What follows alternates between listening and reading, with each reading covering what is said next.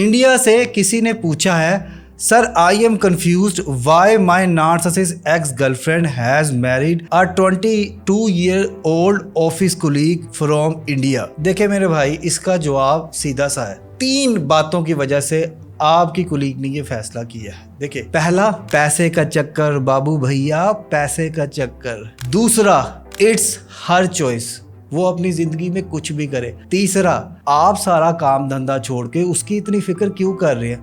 देखें, वो आपकी एक्स थी, जा चुकी है। एक्स के बाद वाई आता है, वाई के बाद जेड आता है, तो आपका किस्सा कहानी ख़त्म है।